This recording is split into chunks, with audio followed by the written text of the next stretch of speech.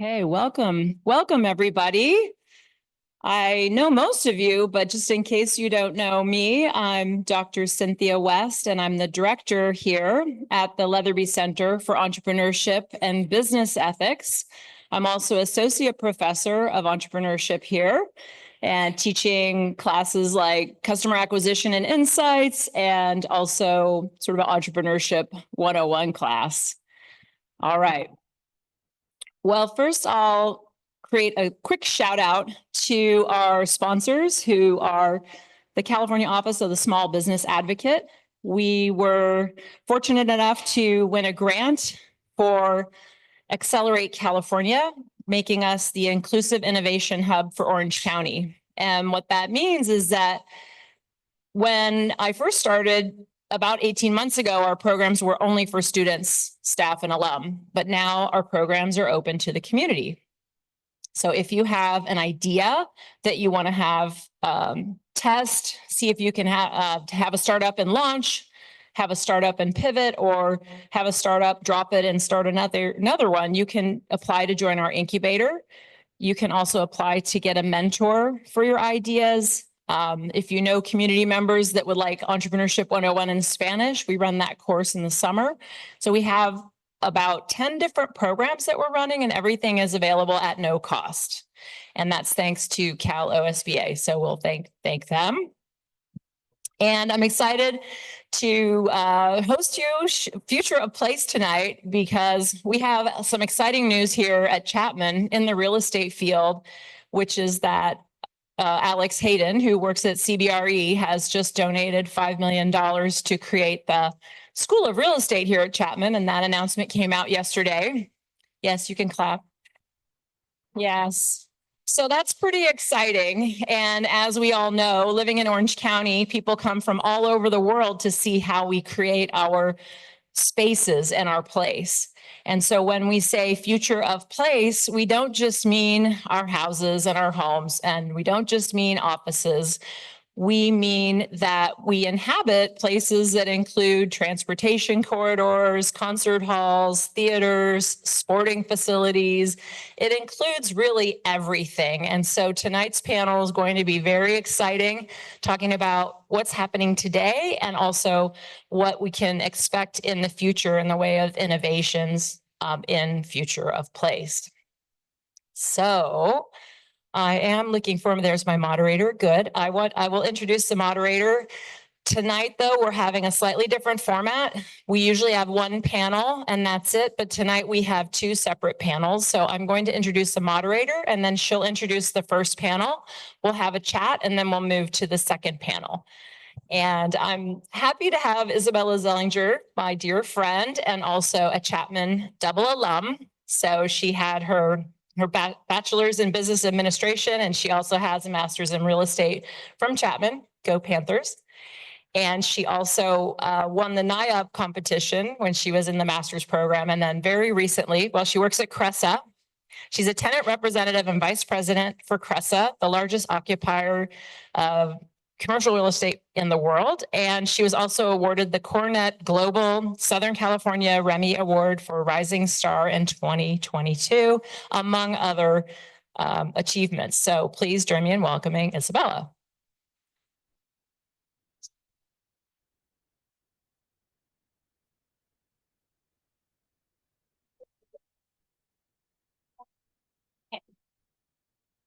Hey, everybody.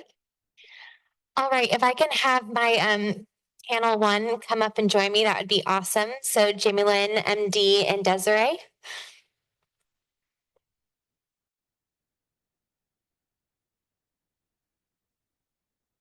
So I'm going to give all of you a quick introduction of who our incredible panel is, starting with Jamie Lynn Shaw. Jamie Lynn is design director at Gensler and practice area community leader for the firm's Southwest region. With over 20 years of experience and 400 plus projects, she has collaborated with groups like Disney, Broadcom, Hyundai, and PIMCO to create their award-winning spaces. Next, I have MD. He is the founder and CEO of Darius Capital LLC, where he oversees the firm's capital, equity, and debt department.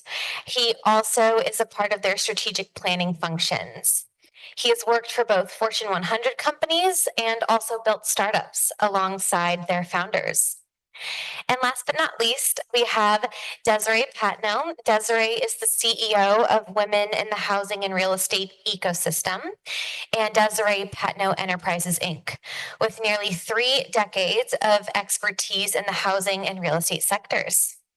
Desiree was named the top ranking woman in entrepreneurs.com real estate influencers and honored by the UN for leading gender diversity and innovation. So we have a stacked first panel. I wanted to start with a quick icebreaker. And the reason I chose this question is I think that people in commercial real estate or real estate just note that's their first job and they run forever. And while that's a lot of people's first jobs, that's not all. So I want to ask each and every one of you, what was the first job you ever had in 1 or 2 words? I made pizza. There you go. I used to work for Procter & Gamble, so in warehousing, so it was kind of real estate, but I was more on the operation aspect. Cool. At 3, I was picking up snails in a bucket, but at 16, I worked for Kentucky Fried Chicken in Alaska, where I actually had 200 seats to sit down in a restaurant. It's all about fast food. I know. We've got some diversity up here for sure. And the next thing I want to do is in a sentence, I know I gave your quick bio, but can you tell me what it is that you do for a living? I storytell through spaces. I do real estate development in the morning and teach as an adjunct over here in Chapman and Cal State Long Beach in the afternoons and try to be a father as well. It's a tough one. I like to think I bring magic to the world and how you feel when you leave a space of real estate. Awesome. Okay, so all of you have unique roles and within the companies that you work for or that you've created. And I'm curious, what today is your favorite project you're working on and why? Today. Or, it could be in general. It doesn't have to be right now. But let's keep it to like maybe 1 or 2 sentences. Okay. I think you mentioned 400 plus projects. I think one of my favorite ones would probably be the PIMCO headquarters in Fashion Island. They were consolidating from 3 locations into 1 tower, which is 20 floors. So having all those departments coexist in 1 location was unique. We did 1 whole year of strategy and visioning, which is a designer's dream because then you're really focusing on the vision of end users and doing all these workshops and interviews and surveys. So I feel like we did it right. They've just renewed their lease and they're happy still. So that was 12 years ago. Yeah. Overall, I think one was maybe 2017. If you guys drive off the 15 highway, Europa Valley, there's a big green Amazon building. So we started that. And after entitlement and everything, we were able to build it and get it shipping the first case in 8 months. And that was amazing. It's a 1.4 million square feet building. And that was a huge project and we really enjoyed it. But if you really want today, this morning, I got my final inspection on a single family high-end development. So I'm super happy about that. So hopefully we list next week. And this was a long coming project that I've put a lot of efforts and interior design details in it. So If you need one, I know one. okay. Well, now I know. Now I have another one to go. So yeah, if you want today, that. Today was a good day in the morning, I guess. Yeah.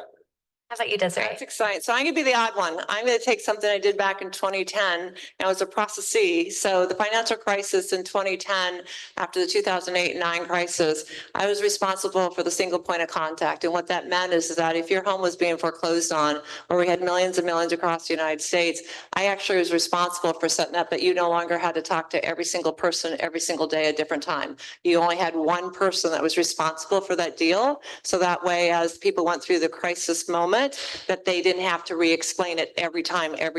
And we were able to save, thousands and thousands of people of the mental strain that they went through. And it's something that's been carried to this day. Awesome. MD, I want to ask you this question, mostly because of your track record with working with startups. What is an innovation that you're seeing right now that's impacting the real estate market? A lot of people are trying to get very creative when it comes to like office and repurposing office in order, one, to get people back, but two, as well, to make sense of the vacancy rate. So almost 3-4 weeks ago, I went to a friend. There was like an event in Irvine. It's a big law firm called Ellen Matkins that play in the real estate space, and their office looked amazing, right? And they made it super fun, super cool for people to come back. Another great example, I would say, the LA Art District, how they integrated the society into the buildings and got creative about building like a co-sharing space, but on top of that as well, leveraging data and Internet of Spaces, and like really using technology to tell them what to do with the space they have. I think a lot of people are trending more towards wellness and design and figuring out ways to use the vacant spaces. Offices, I never developed an office, but I know people who are trying to repurpose office, and everyone would tell me repurposing an office into apartment buildings doesn't pencil out, which means economics are not there. But a lot of people are thinking about schools, about gyms, about, you call it like healthcare facilities. So people are trying to get really super innovative in repurposing and restructuring and leveraging today AI and data in doing so. Sure. Thank you for that. Jamie Lynn, this is what you do day in and day out. You're helping companies figure out their office space. Yeah, the award-winning question, right? So there's this term called RTO, or return to office. And what are some of the design strategies that you're using with your clients, or that you're seeing through Gensler, that are helping the Alan Matkins of the world come back into their office? So, I mean, MD did a great job saying all the great things that employers are trying to do, but it's even going beyond employers. Landlords are trying to entice their tenants to come back to the office by providing amenities that are beyond what they usually do in an office space. There are a lot of outdoor amenities for sure. People want to be outside. There's fitness centers, restaurants, specialty coffee. We all know that everyone loves specialty coffee and food, and so people are basing their amenities on that. But as far as the office goes, we're starting to see a focus that employers want to enhance the employee experience. They want to really make the office a destination and less an obligation, because people would love to work at home when they want to focus and heads down. They don't want to hear their neighbors talking in the background. So how do you entice your employees to come to the office? It's really about the social, the collaboration, the mentorship that they're really craving when they come to the office. So how do you promote that? It's by creating a variety of spaces that promote all those things. So a lot of employers are now focusing more on the common amenities, less on the desk. And we're starting to see that, like Alan Matkins, where it's majority of their space is the common amenities, and you don't really see the desk in the private offices as a focus anymore. So, and also one thing too is that because everyone's hybrid, another way to attract and retain talent is through all those special benefits you get through the office. So that's how employers are also looking at it, as far as like how they invest their money in their office spaces. And just a follow-up question to that, within these companies that are actually finding value in these conversations, do you feel like they're incorporating all of their employees in the feedback, or do you feel like it's driven by a certain department maybe within the company? I think with I think trying to be inclusive is definitely a priority. We are doing a lot of employees love surveys. I think we're survey hungry right now. And that's just a great way to empower the employees to have a voice. And they definitely are looking at those on how to really treat their space. So I feel that they're trying to be inclusive as far as design goes.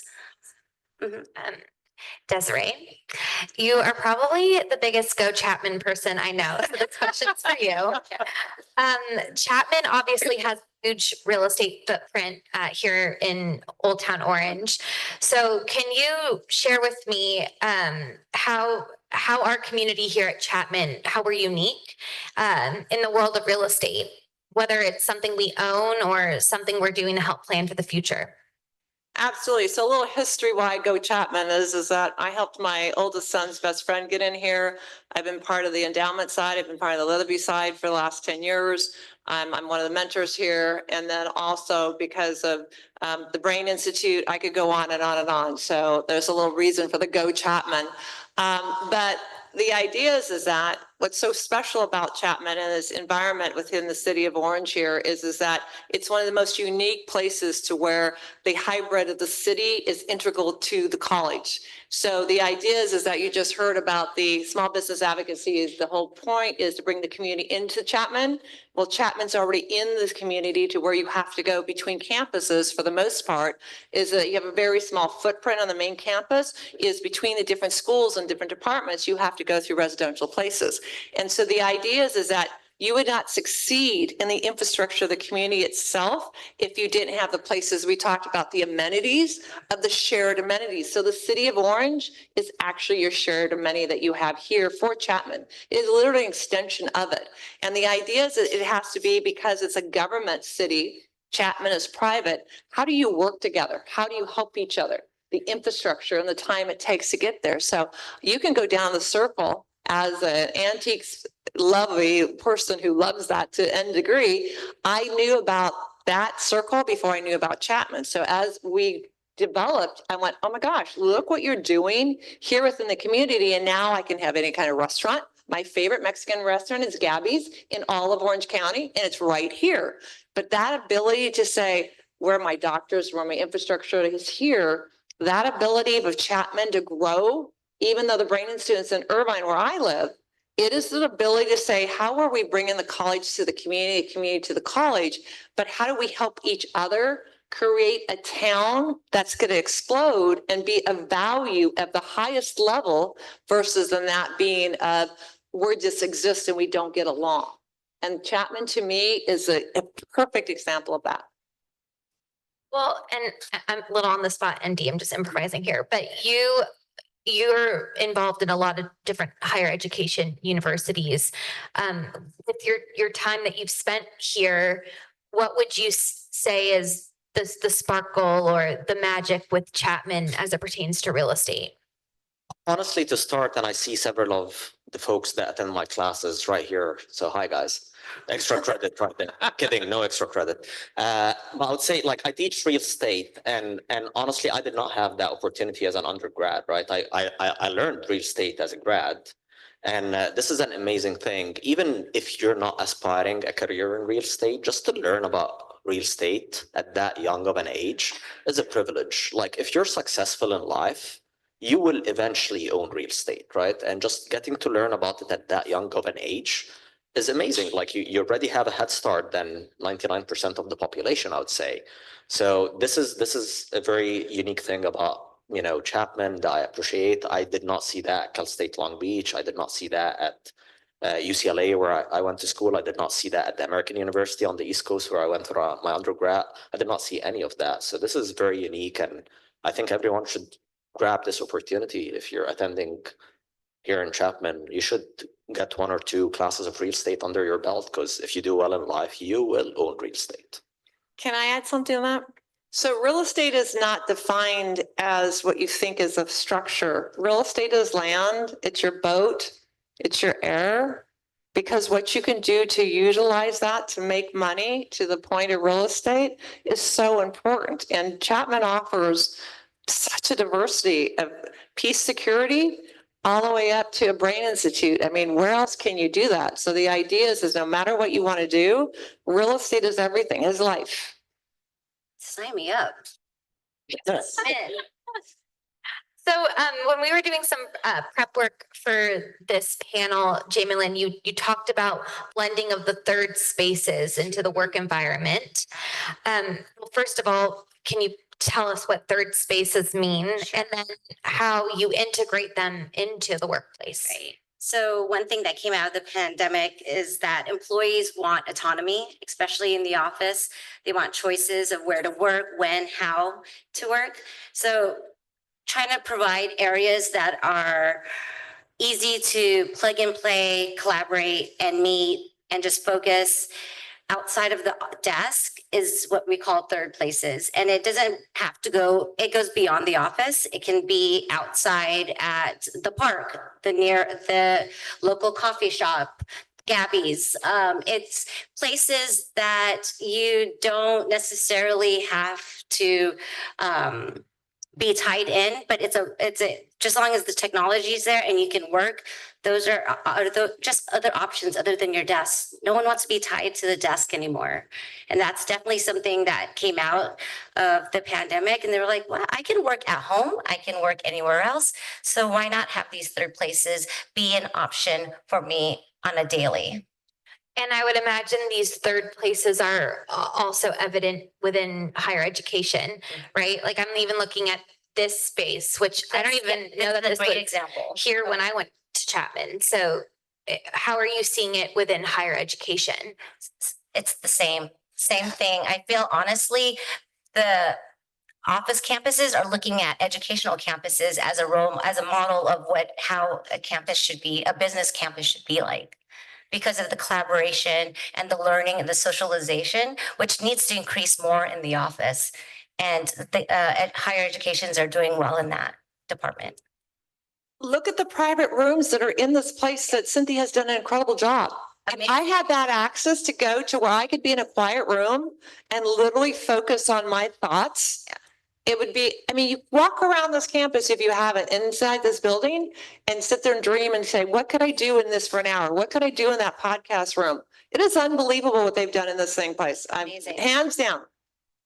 Absolutely. One thing though, too, is that you just have to have better technology here than at home to get people in. Sure. Incentivize people to come. Yeah, faster internet, yeah. And I assume you could speak to this because we were just talking about it in the green room, but what are you seeing maybe on an international scale, just from talking to some of your other design community?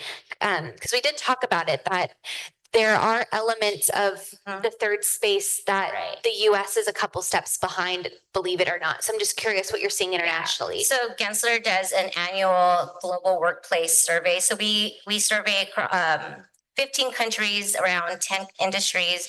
And what we saw was that US had performed pretty low when it comes to workplace performance compared to the Asian countries and the Middle East, which was pretty interesting.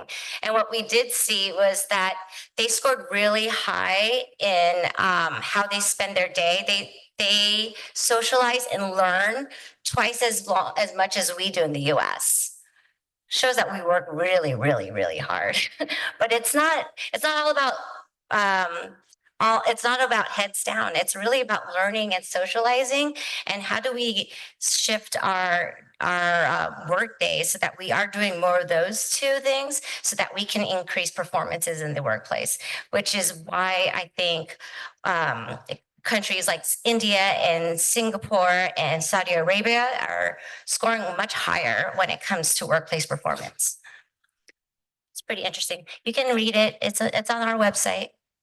From a personal life standpoint, Canada is doing very high. What they have is that you can take a 15-story building and each floor has a different, like you might have someone who has children on it. Next one is for seniors. The next one is a commissary. The next one is a workforce place. And every single floor in this building is so you don't ever have to leave the building.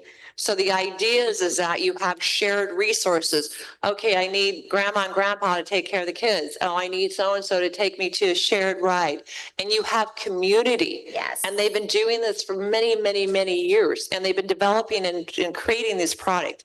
So here, think about it. You're talking work the whole time. Yep. I'm talking about living. Yes. So if you live and work, but you go to a different floor, do you really think you left your home? Yes, because you're in a different environment. That's why ADUs, which is your, your accessory dwelling units that are on the back of your house, are different because you move out of the space, the air.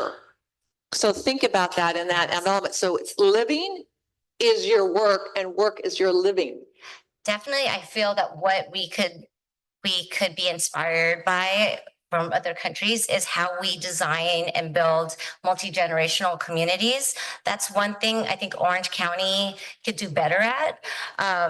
We just had an event where we talked about the growing aging population that's in Orange County. I think by 2040, 25% of our population will be 65 and up, which is incredible. And there's going to be at one point where, well, it's going to be very soon, where we're going to have 6 generations in the workforce. Imagine designing an office space that can accommodate 6 generations, how they work, how they communicate, completely different. And so I think that is something I see as an opportunity and a great challenge that we're going to be seeing in the very, very near future. From a personal experience, talking about like how you can design office and whatnot, I worked actually in the Middle East for a long time, and I remember I used to work for a big conglomerate, Pepsi, and we had a gas station, we had several restaurants, we had a laundry, we had a barbershop, we had a hairdresser, we had a bank, we had a kind of a hospital. They can do doctor appointments, so it was like, hey, you can live actually over there and not need to do anything. Yeah, it's great. But that can exist maybe not just within a campus, like in Edwards, for instance. Like, I think what you're explaining is that it would be like a common company that isn't in a campus, but maybe has a few square feet in a high rise, will have access to all of this. It's a full tower, it's a full community. I mean, you're going to hear from Lynn about the Great Park. I mean, the concept is that if you're vertically challenged, or look at Singapore, you could go through, it's a perfect example. So the idea is that we have to be better stewards of what the land full package is going to be and design for 30 years out, and not try to band-aid everything. I mean, you look at, no disrespect to the city of Orange, but it's band-aid, and every city is band-aid. Some cities are band-aid better than others. So if we could have a footprint of raw land and say, we're going to do this, this, and this, and plan as we go through and know what our silver populace is going, what we're going to do about our animals. Gee, could you imagine we could have an infrastructure to take care of it? Okay, do animals help the aging population? Yeah, okay, they also help children. Oh, we could all take care of them together and we could rescue them. I mean, it's a great working environment if you think about planning for the enjoyment of life versus then just the ROI of life, because if they become happier people, stay longer. Well, we talked about repurposing, right? And we're talking about repurposing to multifamily, and with multifamily comes affordable housing. Correct. So, MD, going to ask you a hard-hitting question. What can be done about our lack of affordable housing here in California, which is evident? And do you think that the state should be mandating the number of homes at a local level? So I'll answer the first part first, and I'll try not to get political. So yes, there is lack of affordable housing in California. As a matter of fact, I think my son generation will not be able to afford to buy in California, let alone live. And I think there are programs that should be done, and part of what I think should be done is like partnership between the public sector and the private sector, and whether that through tax incentives or deferment of taxes, or there are so many different programs that you can do. I think you can get creative on that side. Ease of entitlement, right? Like, I'm a developer, entitlement is a nightmare today, and California is triple nightmare, compared to most of the other states, for no good reason, if you ask me.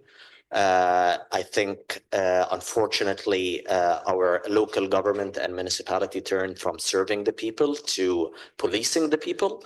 And there is truth that some of the developers do Mickey Mouse moves, and yes, they need to be policed. But I think almost every city I operate in now turned into like, hey, we're going to police you. You're the cheater as a developer, and you're here as a bad influence, although we bring wealth to the city and pay, taxes and whatnot. So I think there can be something done in favor of the developer to ease their process so they can provide a more affordable product. I don't believe in rent control, because a lot of people talk about rent control. I believe there was a time and a place for Assembly Bill 1482. I don't think that today it exists, because basically, again, you're taking a lot of the money from the pocket of the developer, which hinder and impact the development of the city, right? I do believe that you can do more programs to help the tenant and to help the new buyers through governmental programs and less, maybe rates, something like VAs. If you're a veteran, you get excellent rates on your first house. Maybe you do that, the same thing. Maybe you put more money into other affordable programs, but I don't think rent control is the solution to affordability that we have here. Thanks God that Prop 13 did not pass this year, if you guys are aware of Prop 13. So on top of rent control, there was a vacancy control proposal. I was a big opponent to it, because again, I think you're harming the society, you're not helping the society. Yes, we have an issue, but the issue is not to hinder developers. The issue is to work with developers and figure ways to put money into the society in order for the developers to be incentivized to develop. Because at the end of the day, we're all capitalists and we want to make money. I'm not going to develop something to lose money on it, but I want to do well by the community too. And I want to partner with the government in order to be able to do that. So I think between entitlement and ease of entitlement, I think between helping, new buyers and new tenants directly by putting money into them, not by forcing laws and restrictions on developers, that would work. So that is my first, that's my answers for the first part. And I think the second part, if I recall correctly, was do the government, like the state, on a state level, should they impose certain rules, right? I think you mentioned something like that, which I think, yes, that like on a state level, the state should mandate certain things on the local cities and counties with flexibility. So one of the things that the state mandated, which I think is really good in the past 5 years, is any house can do an ADU now, right? But when that thing came out, a lot of cities did not understand what to do about it, right? And you would go and try to pull permit and they had no clue. Now it's 5 years down the road, so people have a better understanding about that. So yes, I think they should mandate and hold the cities and the local municipalities accountable. But I think they should, like, hey, I'll give you a goal, but hey, I'll be flexible in how you achieve it. Another clear example was SB 9, which is basically every house, if you have the land, you can split your land and build another house and sell it. And I think until today, cities are struggling to understand how to implement that. Like most of the cities, you go and try to pull an SB 9 permit, and good luck if the person in front of you understand what they're doing. So, but again, the state mandated that, which I think is great. It's a way to solve a problem, but there should be a little bit of flexibility when it comes to what the state mandate on the local municipality. Yeah, and I mean, Jamie Lynn just talked about that we're going to have 6 generations soon in the workforce, and we talked about it in the real estate master's program. A lot of the tax policy is protecting a couple of those generations. So as a new homeowner in my 30s, it's wild. So I think that there is a lot of change that's probably around the corner with this movement of the next generation stepping in, for sure. You have uncontrollable costs. You can't control your insurance costs, between your homeowner's costs going up 2 to 4x, and then you've got car insurance going up. Those incidentals you can't handle. And then you take utilities on top of that, especially with weather extremes. California was not built to be, California homes, and they originally were built to have a roof over you. They were not built for you to have to be stayed in your home. So if you think about the thinness of the walls, especially the older homes, and the fact that they weren't dual pane or hurricane proof or anything like that, you literally were just a cover for rain. That was it. So when we drop down to the 30s in Irvine now and this low 40s, you're like, okay, it's a little bit here, right? Because if you don't have it and rebuild it, then you got problems. So to your point, you got to remember the cost is not just the cost of the the asset, it's the maintenance of the asset, and not everything is built equally. So if you buy a brand new home, you got better infrastructure, but is the quality of the construction there, or the quality of the product itself versus in the older homes are built better, but they're not insulated. So you've got the pros and cons. And if you don't know that, that's why taking that real estate course someone mentioned, everyone should take it, not just from the financial, but do you know that you should never walk out of your house or your rental property and not turn off the water when you leave, if you leave overnight, because that valve can break and you don't want to deal with it? You should always shut your water off as you leave for 24 hours or more. So I jumped the gun with one of these questions, I'm realizing, Jamie. Or maybe I did. No, I think I'm the steerer, right? So we talked about that there's a lot of the US can learn internet from international trends, but I guess I'm going to change this question to say, where in Southern California do you think we have an opportunity to follow the lead of maybe some of our international partners? Where in Southern California? Yeah, so if we need to adopt, like we talked about, this high rise that you saw in Canada, where do you think there's an opportunity here locally to make some of this change? I think a lot of the downtowns definitely need to be revitalized. We were just talking about San Diego needing to be revitalized, or my company just sold two of their, one of their largest buildings there, and then one's on the market, another one's on the market. But just trying to rethink about how we can revitalize those. I know LA is getting up there. They're starting to revitalize it just for the Olympics, and also because of all the vacancies that are happening. But I think you mentioned a lot of the creative ways of how do we repurpose office buildings is something that we're going to see more of, and more built solutions that I think are going to be exciting to see. And let's hope that they work just for the sake of our downtowns. Yeah, sure. And I go back again to like, hey, which city is willing to work with the developer? I think developers are willing to do It's true. whatever Two-way makes sense. street. Like, Yes. hey, like City of Orange, We tell need us like, hey, you incentives. can get Yep. creative and build that, and I don't have to entitle in 3 years, I'll do it. Yeah. But if I have to entitle for 3 years and my carry cost is tremendously, I end up paying $5 million in interest, I'm not doing this project. Right. Right. Look what they did in Santa Ana. What was it, about 8 years ago, where they made your shop below and you lived above, and then they put the art district in there and they revitalized that whole section. It became booming. I know that one of my former employees bought down there, and I was like, okay. And then I was like, oh my gosh, this is fantastic. This is really, really nice. Mm-hmm. And his value went up, 3x in, I think, a year and a half. So, I mean, you can take something and make a lot of big difference. Well, wrapping up here, and I really like this question, because when we had our powwow as a team, it really struck a chord, something that Lynn said, that this is like a really awesome industry to get into, and we need to do a better job talking about it. So Desiree, why should students, not students, just any sort of working professional, consider a career in real estate? I think real estate has a bad name to it. I think real estate's not the right word. I think it needs to be about, physical estate. Something has to do with life estate, is that every aspect of your life revolves around real estate. So I don't care if you're into healthcare. I don't care if you're into, trenching a fiber optics cable from here to China. That is real estate. And you have to think about, you have to exist. You physically exist and sitting on that chair on that couch right now. So that's real estate. And how do you feel about it? So every aspect of your life is real estate. So whatever you're doing and whatever career you're in, you are involved in real estate. It's just a matter to what level and what degree, because at the end of the day, you physically have to sleep, walk, and talk in real estate. So for me, I think it's valuable that the more you know, the more you ask questions, the more you're going to learn, because one day you're not going to have, I have it on me, you're not going to have that little phone, and you're going to need to know how to think because you're stranded without that phone. So for that purpose, I think everyone is involved in real estate. And it's just a matter of what are you doing with it to make a better place for you, and what career you're going to be in to do it with.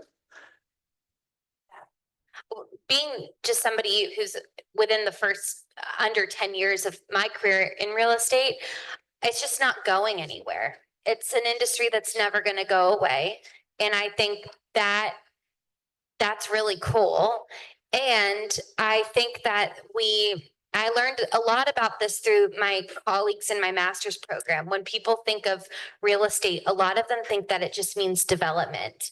And there are hundreds, thousands of jobs under this real estate umbrella. Whether you're the architect, you're touching the technology, affordable, on and on and on. And I just think that's pretty remarkable too, that you're not siloed in real estate. Yeah, I became a designer because I wanted to make a positive impact in people's lives. I mean, talk about the scale that we touch. Like building an office we spend most of our days in the office, more than our own homes. But to impact someone's life every single day, they come to a space that you've built or you've purchased or you've developed is amazing. Just to think of all the people that you've touched based on the things that you do for work is what I come to work for. It's a purpose of mine.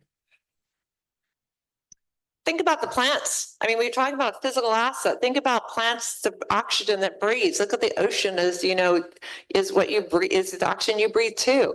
So the idea is that do you ever go to a property and go, oh my God, I don't want to go in there. You see what the front yard looks like? Oh, you see that car that's in the front? Oh, you see how bad this thing's taken care of?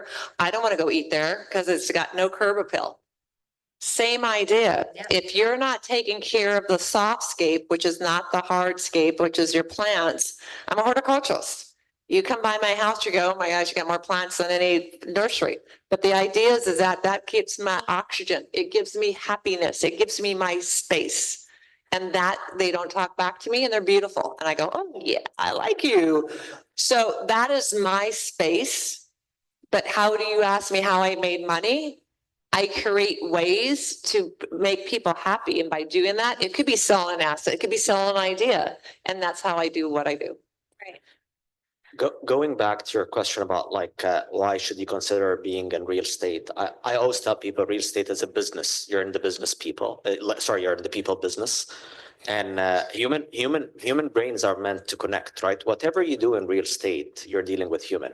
If you're a developer and dealing with contractors and city and municipalities and permitting, that's people. If you're a designer and architect, you're dealing with your client, that's people. If you're a syndicator and raising money, you're dealing with investors, that's people.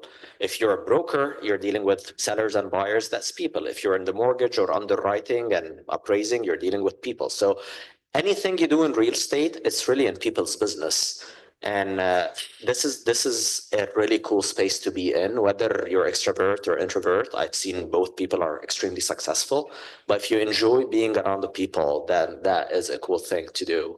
Also, it's tangible, right? You're touching something, you're appraising something, you're selling something, you're buying something, you're building something, you're drawing something that will eventually come to fruition and to life. So I think the tangibility aspect of it as well is very easy to comprehend and translate. So that's why I love real estate, and I think it's a great place and space to be at. Well, thank you, panel. This was awesome. I want to make sure we have maybe 5 minutes for Q&A before we move on to panel number 2. If anyone has any questions. Come on. Someone has to have a question. I've been trying to pay, I'm trying to build something, and then right across permitting, DEP, all that stuff. I'm pretty shocked on how but there's been quite a big line of buildings. I think that we're trying to lock down, but after years, that's kind of you guys have any idea why is that a big push or what's going on in that? Yeah, there is a lot of incentives to build housing because California has a shortage. So you try to build an industrial building today, good luck. You try to build something that will house people, I think the city will help you tremendously because of affordability issue and lack of places for people to live. That's why California, on average, over the past, call it 25 years, real estate prices have been growing from 5 to 7%, where other places have been seeing declines because there is no land to build on. So tiny homes is the future. So the idea is that condos fit the bill for a tiny home. You don't think of a detached versus an attached unit. And so when you talk about 5 to 7% real estate, do you realize in 2020 to 2024, if you owned a home in Irvine, it went up 105%. Newport Beach, it went up the same amount. Not all of Orange County went that up high amount in those 4 years, but 100%. That's a lot of dinero in 4 years of not doing anything. So the idea is that, you know, you have the ADU is the concept for the smaller homes that are, 400, 800, 1200. So condo, you can get those, they've had them down to 200 feet. You can go to New York and get 57. But the point is that by keeping it small, you can then have higher density. But with higher density, you get problems with infrastructure issues and things like that. And that's why we have Lynn over here. And it's more affordable to sell a condo than to sell a single family too, right? Great question. My question is, it's a self question, but I was in a position where I'm looking to buy my first home, single family home, and I feel like you guys are the best people to ask. If you were in my position, where would you buy? In Orange County, ideally. Well, okay, so the question is that I just came from an event last night and they were able to give them $300,000 down payment gift assistance to buy a home. So the question is, are you putting the money down versus versus doing it? So the idea is that you have to really look at your usage. People will buy a house because there's a Starbucks on the corner. I'm not lying, but that's a true statement. I sold many houses that way. There's a little difference now. We have coffee makers in our home, but the idea is that what are the amenities and what's the purpose of why you're buying? Full stop. I don't care about anything else, or you shouldn't either, based on why you want to buy. Then from there, pull back. What are the top 10 things you want to buy and why you want to buy? And then do the pros and cons. Does that city offer it? I always said, before you get in my car to show a property, I want you to tell me how many minutes you're willing to commute, not how far are you willing to commute. And if you think about that now, 3 hours to go to LA last night, right? So the idea is what's around the corner, what makes you tick, and then go for it. So we could tell you what city, but that's not good for you. I just did this a little like 2 years ago, and I would say, and my professors taught me this. I think our parents bought their home and it was meant to be their forever home, and they had to pay the mortgage off because that was going to be their one thing. And I didn't look at I'm not looking at my first home as my forever home. I'm looking at it as my first investment property. And so I was looking not necessarily where the best school district was. I was looking what is changing. And so I bought an Orange because I found out that they were putting a zinc cafe in Old Town. And I'm like, what on earth? It was not like this when I went to school. So I started to figure out where are the cool developers, the cool businesses planting their roots that isn't already there. So look at it like an investment cap and not like, well, where can I be for 40 years? And that helped me and my fiance make our decision. I'll piggyback on that. I'll give you two advices. One, think of it as an investment. With that, don't buy a single family, buy a duplex and rent one of them and make someone pay the whole mortgage, because you're going to move out of it. So in 5 years, that thing is going to appreciate. You're going to refinance and cash out and buy a better deal for yourself. And you're going to be very good. The second thing, you make money when you buy, not when you sell. It doesn't matter which city. It matters that your bases are right. So if the house next to you sold for $2 a square foot and you can get this house for $1.30, you buy it. It doesn't matter the city. Yes. Thank you. All right. So just like panel one, I would like to take a few seconds to do a quick introduction for this, again, stacked panel.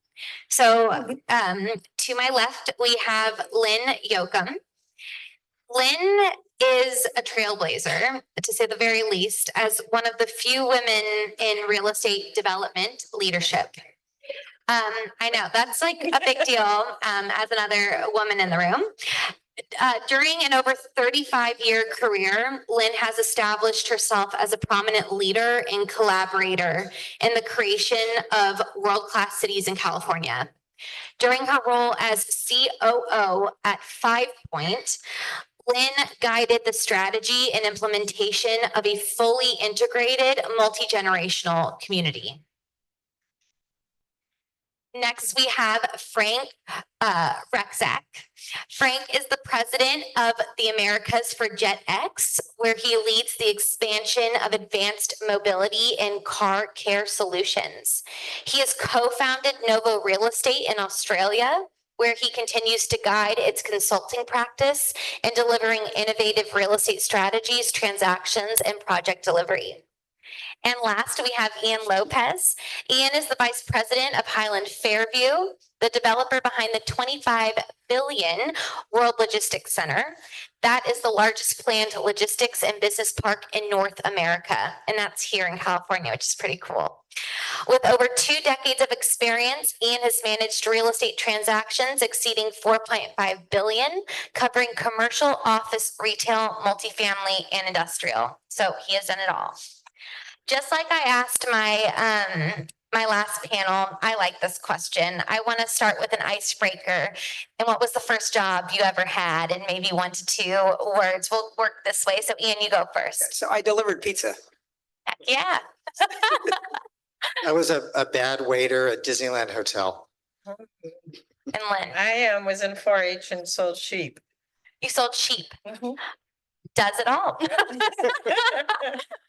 And in a sentence, I would also love for each of you to say, what do you do for a living? Again, Ian, we'll start with you. Sure. I head up the marketing and leasing for the World Logistics Center. As you had mentioned, it is the largest planned logistics site in North America.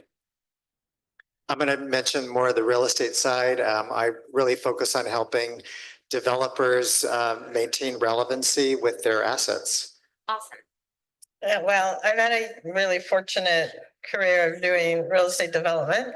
And 2 years ago, I stepped out of running a public company called 5 Point and now doing all kinds of exciting things, not only in the US, but in other parts of the world. Lynn, I'll ask you, and I think I might know the answer, and we'll work our way down this way. What your favorite project you've ever worked on is and why? Pick one. I think it's one I haven't done yet, but I think that the one that's closest to us here actually is the one that is the most involved, which is the Great Park. And I've been fortunate to start that and to see it where it is today. And when you say start that, what do you mean? Just so the audience knows. Before I actually moved down here from San Francisco in 2007 with my girls, and we had purchased, Lenore had purchased through a gentleman that I worked for all these years, Emil Haddad, had purchased the Great Park from the U.S. Marine. It was a Marine base. We bought it online. There's always a great story about that. It was sort of it wasn't a buy now. We bid on it and it cost $649 million, and we gave the city of Irvine $200 million. I came down a year and a half later to start the development there, and it was a Marine base. So it's a very special project to be involved with because you honor the past as the Marines who fought for our country, and then you move to develop a community for the future. Sort of like Churchill says, something like, the further back in history you go, the further into the future you will see. And I think that especially in these military bases that we did throughout California, as well as Hunters Point and Candlestick, and then in the project in Valencia. But so the Great Park has been an amazing community to be a part of. And I feel very fortunate to see where it was today as really, I think, one of the greatest mixed use developments that sits within a amazing master plan that was developed by the Irvine Company. So sort of very special partnership in a way. Very cool. Yeah, Frank, how about you? Yeah, I was based in Shanghai and I worked for WeWork, heading up a division for Asia Pac called Powered by We, where we focused on working with developers. And one of the key projects was SoftBank, which was a huge investor for us.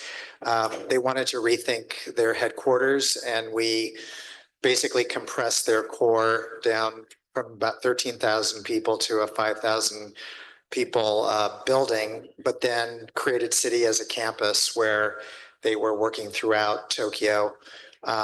utilizing the different co-working spaces, but customized for them. And that was a pretty cool, more flexible space before flexible space became really critical. Yeah. Yeah, so in my former life, before I got to this role, something that's probably a little bit more relevant to the folks in this room, I helped Henry Samueli assemble all the land around Honda Center to what is going to be his $5 billion master plan kind of mixed use development there known as OCVibe. So that was really interesting from starting my career in the brokerage field and to getting into sports and now getting into logistics. But I would say that's probably one of my favorite things that I got exposed to in my career. I think this is a great question to ask this panel next. And again, I would like to ask all three of you this question just from your resume and experience. But based off of what you're seeing, whether it's on your current projects or your past projects, what is an innovation that will impact real estate, in your opinion, the most in the next 5-10 years? Lynn, go ahead. Oh, gosh, it's always the unpredictable, right, in our business. It seems like every day there's something that we didn't anticipate that actually takes us down a path that is what makes it so exciting. I'm a believer that we are the innovators individually, and as we come together, the group that we talked earlier on the podcast, I told them that we really are the innovators, and we get together collaboratively and work together. We are going to make things move forward, and we're going to kind of bob and weave as we hit challenges along the way. So although, we have things that really support what we do, and I was saying, because I'm in the development side, they're very long-term projects. I mean, people who are not even born yet are going to live in there. And but if we come together and anticipate things, we use all these other things as backup, whether that's data or AI or all these things. They're not going to be the innovator. We are the innovators that create innovation. All these things are the tools that we use to help us get there. I'm going to build up what you just said. I think really we've finally discovered that it's all about the people and not just if you build it, they will come. And really trying to understand what it is that drives people to want to come together into these places. And obviously technology is really able to make that much more hyper localized because you have a lot more real-time insights to be able to inform what those spaces should look like and how to keep them evolving. It's really easy to build off of what Frank said, because you said it really well. For my industry, obviously, the advent of AI and how we are going to start looking at that and how it predicts kind of really the disruptions in my industry and how that is going to try to streamline, hopefully, everything of how logistics and products are moved around the world. I think that's really kind of the biggest thing that is really going to be affecting what I do. Can I ask you to elaborate a little bit more? What do you think that what AI is going to do that directly impacts maybe leasing a huge project that you're working on right now? I think there's quite a bit of things, right? As they come across the Pacific, and we all know that the activity at Port of Long Beach, Port of LA is, you could add up all of the containers that come across on the eastern side of the country. It doesn't even get close to what comes through here in Southern California. Earlier while we were in the green room, I think Lynn, you might have mentioned just a few years ago, if you remember looking out in the Pacific Ocean, all of those shipping containers that were just kind of out there, right? AI is really going to help a lot of these companies, these large occupiers, these big warehouses. I'm talking about in my development, we're only building things that are 1 million square feet and above. I don't think we're allowed to build anything below that at World Logistics Center. But being able to predict some of the disruptions that happen within, the global supply chain, right? Whether it's pandemic, whether it's geopolitical tensions, whether it's any sort of other unforeseen upticks in demand for goods. The goal is to get these things off of the ship, right, and be able to get them to where they need to go, and eventually kind of lower the price of these goods. There's everybody in this room, no matter what age you are, you're not going to go back to how you used to shop, right? If there is even just a small percentage of what you use at home that you now are comfortable buying online, you're never going to go back into your car or the store to go buy that. You're just going to get used to it. As more and more people get online, just the more needs to be able to get these goods, into the hands of the consumer. Well, Cynthia has done an incredible job putting on this Future of series at the Leatherby Center. It's been really unbelievable. We've had the future of sports, entertainment, transportation, and now we're ending with space. So, Lynn, this question's for you. What is the macro view of place? How does place integrate all of these elements together? Sports, entertainment, transport. I mean, you did that at 5 points. So I'll let you answer that one. Well, it's funny because I always I'm kind of a recursive thinker, which I think is actually moves you quicker when you're a recursive thinker. Because you want to go back and make sure that you don't repeat something in the past. But, we've been through these sort of revolution, right? We went through the ag revolution, which set us up for people working together back 10,000 years ago. And then we went into the industrial revolution, which, really was the creation of cities. People started going into the cities. And when they went into the cities, they learned that it was, work and there's got to be smoggy. And so then they decided to move to the suburbs. When they moved to the suburbs, we had cars. So they needed cars to connect us into the suburbs. When we got out there, we created silos. We created hard zoning. We created that. We had this use here for retail. We had this use here for industrial. This one here for housing. This one here for multifamily. And we created these sort of segments. And then what we learned is that the environmental community, we created issues in our environment. And as we created issues, whether it was what was the industrial world was setting off within the cities or from the traffic, from the cars, we have a generation that said, no, we want to come back and live in mixed use. We want to come back and not travel that far. We don't need to go 2 or 3 hours for our home in the white picket fence. And I say all that because when we developed these cities, we really wanted to open the doors up and have everybody come into the space and really started to plan the space around the people instead of the buildings. And because we saw such a shift. And then we obviously moved into the digital revolution, right? We talk about that. So I'm kind of overlaying sort of this philosophical what was going on in a big picture that we will be living digital probably 50 or 100 years. But what became important was the interaction of the people who lived in our space. And so as we got to the Great Park, and we didn't want it to look just like it was a residential community, we started to mix it. We had all kinds of mixture of housing. We talked and, nice to meet you because, Gensler was definitely a big part of what we did out there.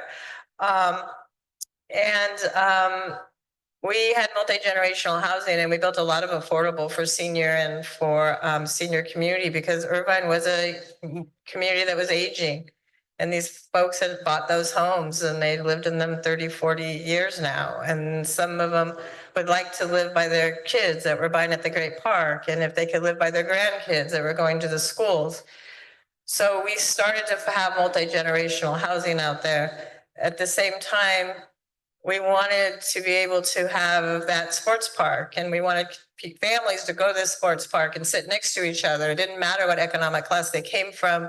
They were going to all watch their kids shoot a goal and celebrate that together. It was, again, creating a place for everyone. Same thing with when we brought we saved live, we saw Paul said, we saved music in Irvine. We brought the Live Nation in to do the amphitheater. And so then we're a big partner with the public schools district. And I say all that because one of the things that I think we were most proud of at the Great Park is at the schools, we had 72 languages spoken there. And it was really, in a sense, this UN opportunity. It was like a UN opportunity for the future. That those children were all going to school together with all these backgrounds and all this culture. And because we created a place that was open to everyone of all walks of life, we were going to create a think tank and this energy that was like, that could just, that everybody was growing up together and there wasn't any of this sort of judgment about where you came from or what language you spoke. So I say that I think when I listened to Cynthia when she first called and said she was having this as the last sort of series, last in her series, I thought how appropriate that was. Because it really is all these elements that come into creating a place. And I think that I look at real estate in two parts, right? You have this transactional side of real estate, which to me, there's a financial return and, you take that finance class and it helps you with IRRs and ROIs and all kinds of things, NPVs. But then you have the development side. The development side is a very long-term look at in the business. And it's not transactional. It's really more creating an environment for the long term. In doing that, there's transactions, but you're really doing something that's actually very special. And you get to create place. And you have to look outside your boundaries of whatever you're working on. And it's funny, Desiree was kind enough to have me come speak at something for her last week. And I said, you're going to have to just take the mic away because I'm so passionate about the business I've been in that I will keep talking about it forever. Well said. Yeah, absolutely. Well, Frank, I think this question is appropriate for you because you were at WeWork before co-working was a thing. What role does flexibility play in the future of place, and how is it going to change the way that landlords engage with their occupiers? And occupiers just basically means tenants, right? Yeah, I have a lot of great stories about WeWork over a drink sometime, but Those parties look good. yeah, they were great. I was too old, but I think I was the oldest person there, but at the time. No, I think really flexibility is now the cornerstone of what is the future of workplace, right? Or future of place. And it's really because of the fact that, from an occupier's perspective, they just can't work anymore in a traditional way. It can't be done that way. From a hybrid perspective, we all talked already about in the last panel how the next generation doesn't want to come into the office Monday through Friday. But there's a bigger issue, which is the AI topic, where you're not going to know how big or small your organization is 5 years out for a 5-year lease or 10 years out, because you don't know which jobs are going to be augmented versus replaced. So how do you really develop the line of sight to know how many square feet you need in a building? So I think that's the occupier's world. And then obviously the landlord has to begin to get in the game themselves. They used to be much more passive. Let's build it. It's a very static lease. Now they have to be really creative, think more about services, engaging with the occupiers to co-create with a shorter term mindset, but also working with other service providers, co-working spaces, and other types of amenity offerings, which are pay as you go, to make sure that that building is always going to be full and get its valuation. Because of your international experience, do you think that there's parts of the world where the landlords are actually practicing what they're preaching with what you just shared, where they are changing their outlook on the asset that they own? Yeah, definitely. I mean, we're doing a pilot now in Australia with a very large global managed office provider. But it's really going to be almost like a marketplace where demand's going to be created using technology, where you're going to know all the available space on the market in terms of landlord availability, and the occupier is going to start to create the pull. When they look at their HR requirements based on AI and all of these things we spoke about, they're going to say, this is what I need. And you're going to have that supply meet the demand through technology, almost like the Uber of space. And Australia is leading the way in these types of new models. I believe it's a great country for piloting because it's a small country in terms of number of people, but very competitive and very creative, which then leads to innovation. Well, we're talking about a lot of buzzwords here, and whether it's AI or the different movements like going green or the industrial movement, right? But sustainability is also a big buzzword, not just for landlords, but also for tenants. A lot of occupiers really care about that. So, Ian, why don't you tell the audience about how Highland Fairview is really taking sustainability into account and what they're doing and implementing into this project. Right. So we were able to assemble about 2,600 acres in Moreno Valley. A lot of you have probably driven past our development. It's along the 60 freeway. If you're going out to Palm Springs, you'll see the Skechers North American distribution building there. It is 2.5 million square feet. It is the largest LEED certified building in the world. I don't know who tracks these kind of things, but that's what they tell us, at least when we paid $50 to get the certificate. You gotta read the footnote. There may be a footnote. There may be a footnote somewhere in there. But we have the ability to build another 42 million square feet, right? What used to be really kind of a lot of developers were aiming to try to do in their development is we've tried to really make it kind of the standard for what we're going to do. There's things in terms of our design, in terms of what our construction team is trying to do. Let me give you a couple for examples. Our entire development, there's no signalized intersections. Everything's a roundabout. And we did these studies where we found out that when trucks are coming through a big logistic development site like that, they end up idling at an intersection, and that's obviously causing a lot of emissions and for them more fuel costs. The other thing about roundabouts is that there's actually less fatal accidents that happen at a roundabout. So just right down to doing something like that, right? We're going to build our own substation. We have water runoff mitigation basins so that there's nothing that goes and affects any of the communities. The 42 million square feet that I keep talking about, almost by default, all of the rooftops for those buildings, not including some of the parking canopies that can have solar, they'll probably want to be the largest solar installations, certainly in North America. So there's a lot of thought about doing these things because of the folks that we're going after that we want to come and lease our space. It is a global 500. It is the Amazons, Home Depots, the Lowe's, everybody that you've seen out there that have the ability to lease 1 million square feet.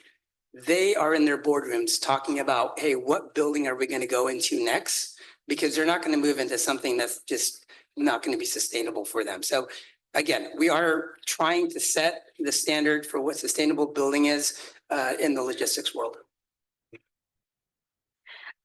Lynn, I mean, Five Point in the Great Park, everything must have taken obviously so much thought, and so it was so intentional.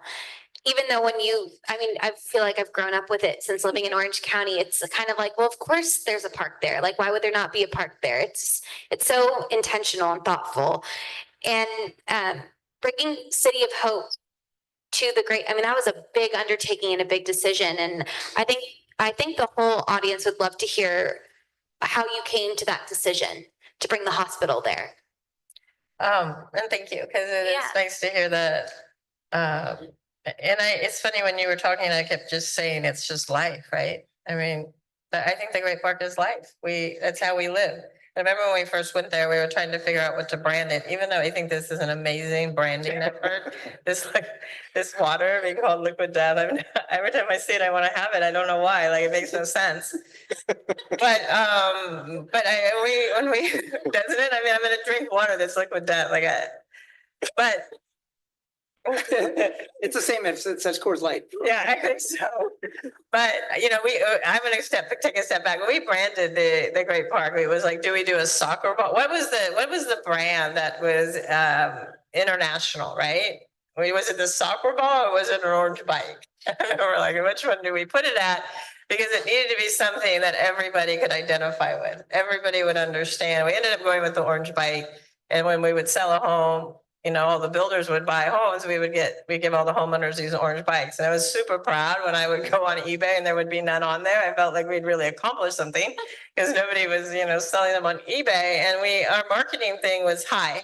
So when you would see somebody in the community in your neighborhood, the whole idea was that it created this sort of fun thing to say hi. And so when you say thoughtfulness, it started in such the beginnings, but it also was when we built the soccer field, we went and played soccer. Like I was like one of the first people that went out and played on that field in my dress. Or when we went to the ambulance, like we were living that project. So therefore that project was always seemed, or that community seemed very living. It feels alive. Because we were living it. We would take our children there and we would plan the park. And where were they playing? What were they doing? What did they like? Not what I liked. Like we all like swings, but if you're going to take your small child, where are they going to grab? Maybe they just wanted a big lawn to play and make their own games and be creative, right? And one of the things when we talk about this office and everybody working at home, I personally am so much more creative when I'm around people in person. And I have no creativity on a Zoom call because at 1 hour and 1 minute, people want to leave. And 1 hour and 2 minutes might be the most unbelievable thought, but we miss it because we have to get off the call.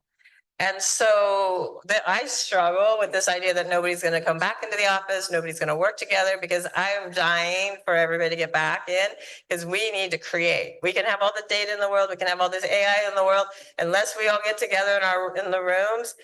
This is when innovation is going to occur, when we are all together. So I have, maybe because I come from San Francisco and it was the place that everybody is like, it's dead, it's so bad, it's liquid death. It's like, and you know what? It's because they didn't go back to work, not like the other big cities like New York and other places. And you go there and you have this huge tower by Salesforce, and then took all the small retailers out and put it all in their building, left the little guys down below without the ability to make money. And then they didn't move in. They sublet the whole building. I think they may have only moved into a floor. So we're just such in a place of change. I'm not sure we can predict where it's going, but City of Hope. City of Hope. And I shared this story with Desiree, and she shared her personal story. The thing about, and I'm going to say cancer, even though City of Hope started out not as a cancer hospital, it has a phenomenal past to it. Everybody's touched by illness, right? Everybody has something in their family that has impacted them. And I used to think the coolest day, and I used to take my own kids when we would open a school. And that to me was so unbelievable, because all of a sudden all these parents came together and they came around their kids and they were starting a PTA, and they were going to have these relationships. These kids were going to have a relationship with these other kids for their life, and they were going to make new friends because they moved into this community. I used to think that was the coolest day until we did City of Hope. And then I realized how many times I get a phone call, and how many times did I make a phone call and ask, can you help somebody get in because this is happening in their life. And as we were building it with the leadership there, and it was COVID, we actually did that whole thing in COVID, which there was something really interesting about that going on at the same time. And I can remember when we signed the agreement, we're like in the windows, like they were in the conference room, we're like in the window showing like a picture. I mean, just the dynamics it took to make it happen, where we had this pandemic, but we were bringing in a hospital. And we would go into the building and we would write things on the wall for the future patients. We'd write messages about this being a place of healing, this being a place, these walls were going to then create hope. And what happened was the gentleman that I worked for 25 years, he said, we need to bring a hospital. We need to bring the best cancer hospital in. And all the hospitals were welcome, whether it was UCI or whether it was Hoag, everybody was welcome to come. That's how we always were about anything we did. But we took a trip, and I always say I can say this now because I'm not with a public company. So when I tell you this story, nobody's going to say this is ridiculous. But we went to Duarte to visit that campus, and I always talk about the fact there was this little hummingbird who seemed to follow us on the whole time we walked that hospital. And it was like a little sign to me that although we do things and we're with, you know, we have our business and we have our business life, we also are touched by things that are very personal to us. And they decided to come down. It was a huge thing for City of Hope. They did not have another location like that. They had small locations, maybe that were 35 or 50,000 square feet. And when they came down, they were only going to do 50,000 square feet.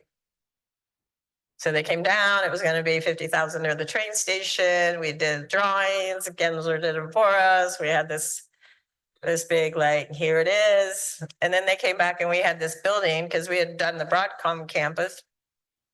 We had this building that we hadn't rented up yet. And then they said, what if we build the center there? And then, well, what if we add on and build the hospital? And what started out as a couple $100 million investment by City of Hope and Leatherby became over $1 billion investment. And one of the, it gives me chills. And one of the biggest reasons I came was how many of all of us in Orange County were traveling on a regular basis to Duarte. And some folks travel daily, every other day, but extremely frequent. And it's not easy to get to Duarte at certain times of the day and not easy to get back. So because that was such a big group of people, they decided to took this leap of faith with us. And that's how they came. And one of the things that we talked a lot about with them, that we were going to provide housing for their doctors. We were going to provide entertainment, a mixed use lifestyle. The fact that people who work there, the nurses, the doctors, the technicians could walk to that hospital, walk to those offices, and then go back into where they live. I think it's phenomenal. In the day they opened, and they're going to open the hospital, I believe it's the end of next year. So if any of you know, the biggest thing that we did there was we were very involved in the design. And we said we want it to be hospitality, not a hospital. So when you drive there, there's this amazing porte cochere, as if you're arriving at a 5-star hotel. Because at the end of the day, we need to be treated as we're a 5-star patient. And those patients go in, and we just wanted every possible thing we could do to make it comfortable when you're facing the unknown. So I don't know, that's my City of Hope story, but it's very proud. And I'll be very proud the day that the hospital opens as well. Well, and it's going to be here forever. Yep. You know, so that's what's cool about real estate is you brought something that is really going to be there forever. Frank, I'm going to point this one to you because we're hearing about all these stories of innovation and big ideas and change that's coming to our industry. And I'm curious what design within the workplace and technology you think is going to shape the future of space, office, hospitality, etc. Yeah, I think Jamie Lynn covered this really well, which is it's now all about blended spaces. There's a lot of blurring. You don't really know where things begin and end. And it used to be that the workplace was much more of an isolated entity, and now it's part of a broader ecosystem of work, life, and play. And I think that's going to be really important because you want to go into places that make you feel really comfortable, where you have communal hospitality, as Lynn just said, and obviously the flexibility of working. And then on the technology side, it's going to enable that to happen in a more hyper-localized and hyper-personalized way because of obviously Internet of Things, real-time data, and from a developer perspective, doing digital twins and a lot of the things that are going to allow you to create things that not only suit the audience for that moment in time when the doors open, but for the first time allows buildings and spaces to truly evolve and adapt and maintain relevancy. Well, we're going to round out with you, Ian, because we've talked about almost every asset class except industrial. So what do you think is the biggest challenge you're seeing within the logistics space, and how is innovation coming to the space of logistics? Yeah, and I think we've covered part of this. Again, it's really just any sort of disruption in the supply chain, right? When things like, the movement of goods go down, it is somewhere in the billions per day that companies are losing. So you're always looking, a lot of these companies are always looking at how they can have AI not just look at what their current problems is, but something that's more predictive, right? Like, hey, when are we going to do this? And all of that Internet of Things and the digitalization of everything, right, is just trying to make it and hone in more on predicting when these things are going to happen. Ultimately, it's just going to go down to just higher cost of goods, and nobody wants that. There's other things that we're trying to do in our development to try to to try to spearhead some of those things. Everyone's has seen 3D printing. If we can at least start making goods inside warehouses that we don't have to get manufactured overseas and wait for that part, there's things like that can certainly cut down on timing. Part of my development, we're fortunate. Actually, Elon still has some of our money. He hasn't given us the trucks that we bought, but we put a deposit down for 10 of his semi trucks. Pepsi and Frito-Lay has most of them right now. But our plan is that since these are, just fully self-driving trucks, they're going to be moving from our development to the Port of LA, shuttling 24 hours a day, just moving things. And our entire development, by the way, is within a free trade zone. I think for those of you guys who know what that means, when a container comes off of a ship, they don't have to pay the taxes there. You can actually defer those until they actually get sold, and they can come straight to our site. So there's a lot of things that we're doing, not just from predictive AI, but also things that we can actually do today by getting more automation, robotics, certainly self-driving trucks. Everything's going to be charged on our site. We're going to have our own substation. I don't know if I mentioned that, but also the other news is that a couple nights ago, we were approved 4-1 by the city of Moreno Valley for a development called Aquabella. Sorry, we have another development called Aqualina, but Aquabella, which is going to be 15,000 units in the city of Moreno Valley. So we now have the two largest entitled sites, I think, in the last couple of years in California. And what that's going to do is it's going to allow affordable housing, at least a lot of the labor, to be close to where our development is.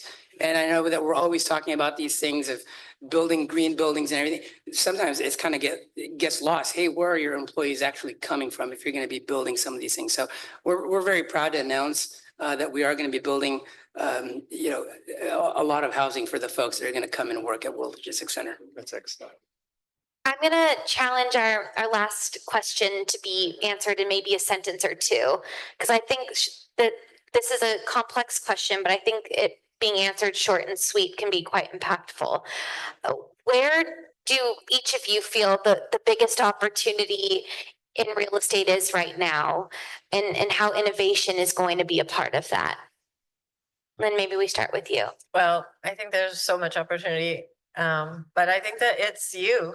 It's all these students and here at Chapman and Cynthia and others who are creating a platform for our industry to move forward. And the opportunities are limitless because real estate and the development business creates so much opportunity for in entrepreneurship. It is an entrepreneurial business. It got very institutional in the last 20 years, but I do believe that we can take back the entrepreneurial side and create so many opportunities. Yeah, again, building off of Lynn, which is easy to do. I was doing it the other day on the calls. No, I think it's always been a rear view mirror industry, particularly I think on the developer side. I think there's an opportunity to really be much closer to the customer and really listen and get engaged. I think it's a lot of fun when you're a developer, when you do it. Lynn's talked about, she's been a perfect example of someone who's really close to the customer and creates the magic from that. If you listen, you build it, they'll come. So. It is still very much a people business, right? There's so many talks about, programming something that will ease real estate sale transactions, but it is still very much a personal decision that people make. And I think I look around the room and it's filled with students here, just like what Lynn said. I think, you help shape the future. It's in your hands, and I think we're in a good spot. I'll round up by saying something that is interesting, kind of being one of the newer generations in the industry is like there's all this data and analytics, and you're like, well, what's going to drive foot traffic? Is it going to be a hospital? But at the end of the day, there's a group of people who sit in a room and are coming up with these ideas, and they're humans and they're moms and dads. And I just think that when you're creating space, whether it's an office space or a logistics center, people are making these decisions from lived experience. And I just think that's the coolest thing about real estate, honestly. Like a couple people sat together and decided to bring a hospital to Irvine, right? So, is there any questions? This is a pretty wonderful panel. Anybody have any questions out there? In regards to the breakdown, industrial, retail, as well as office, which one's going to be a hot spot within the next 5 years? Hotspot, that's an In terms of like investment? Well, investment or this focus on is more of a supply and demand. I could tell you that from a capital markets perspective, I mean, if I were to call JP Morgan today and try to borrow money because I'm building an office building, someone would probably hang up on me because it is still a bit of a challenge asset class. That's coming from somebody who's building industrial, right? Which You're a little biased, but yeah, a little bit biased there. But we know it's changing, right? There is still, I think the first panel covered it. Housing is always going to be big here in the state. I'm going to go for office, the unpopular one. Because I think there's such upside there. First of all, it's a lot of distressed assets, but also just by reprogramming them, doing exactly what Desiree had said, you have different levels for different experiences and how you can activate that with technology. So I'm very bullish on office. I think there's probably an opportunity in all of them. I really do. We kept changing. Retail has changed so much, but yet you still go and there's still an awful lot of people. People are buying different, but they still want the experience of, we have experiential, am I not saying that right? Experience retail. And they want to be around each other. They want to, you look at it, when Apple took all the touching of their products and put it up front, this has been a little bit, and put all the other stuff in the back, it started to change retail, right? And so I think there's opportunities in retail. I think office, I agree, because people have to react. You have to remember, office became a very institutional buy. And when institutions buy a lot of a certain segment of real estate, they make decisions based differently than individual investors would make. Sometimes that creates opportunities, right? To the office. I want to just kind of build one thing on the office too, is I think you're going to find with technology much more of a tribal culture coming into certain types of spaces. So you work in different locations depending upon what your mindset is or what you're into. There's a development called Highmont, which is operated out of in LA, which is very health focused. So you have all these gym rats, if you want to call it that. And they all converge on this place with co-working, rooftop bar. So I think you're going to have different personas based upon what people are really into. They may be into sports, they may be into music or fashion or whatever. I think you'll find these curated, really cool places to hang out and work. I think one thing and you really were talking about it earlier when you were talking about your nonprofit clients. I am troubled that the nonprofit clients don't have for-profit developers and owners working with them to take care of them. And the fact they're out in the marketplace and trying to negotiate leases and they're vulnerable, yet there is this part of our business that needs to all be together and work together. And when our industry became that, the housing industry takes care of all social issues, schools, affordable, all that. But all of the development business needs to take a step back and help your clients get through times of change when you have what political changes or economic changes or, you know, pandemic changes, whatever they all are, there are going to be changes. So when you mention that, it troubles me.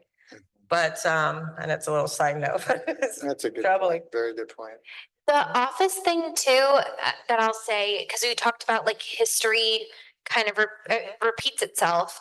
I don't think that we've been home long enough to see the impact it's going to have psychologically, mentally, emotionally, innovation. I agree. Everyone wants to work from home, but we haven't seen the repercussion of how that's going to just totally kill human interaction and innovation. So I don't think the office is going anywhere. I think that they need to shake stuff up a little bit, but it's not going to ever go away. We're social creatures. Was there another question? Go ahead. Thank you guys so much. It's really inspiring to hear your guys' stories. Game developers. I love that. And yeah, I guess being a junior, I think for what I know that I want to become a real estate developer one day. And if there's one thing I've learned so far is that everyone has their own kind of journey to becoming a developer. And so what I'm trying to figure out right now is, you know, what is the best path for me to become a developer? And so my question to you guys is, how did you guys figure out what that best path was for you in becoming a developer? And how has that served you when you did actually meet your goal of developing? Lynn, do you want to go? Well, I'm going to go all the way back to the first comment. What was my first job, right? I raised sheep. So, I mean, the fact is that I grew up in the business of land. So it's a path that is not, I think it had its time where it was common. I think it's less common that people came from sort of that land side of a family business. But I think the fact you're here and you're participating with, and you know, anybody's welcome to contact me or talk to me. I will do whatever I can to help anybody future themselves and help them future their careers. So, you know, everybody help me, and we all need to help each other. So if you want to have a lot of conversation, I'm very open to having a lot of conversation with you about it. Yeah, and I would say I probably worked in 8 different industries. The last was real estate. And it was, well, my first job, which was a serious job, if you want to call it that, was in public relations. And I had to get media coverage. And so I had to ask a lot of questions to try to find an angle to get my story run or my client's product represented. And I've done that my whole life, is just ask questions. And if you engage with people in your ecosystem in real estate or whatever area you're passionate about, you'll meet people that are going to give you the answers and open those doors. So engage, engage, engage. That would be my recommendation. I got the we got to wrap it up sign from boss lady over there. So you guys will stay around for Yes. yeah, please, because I know there were questions out here.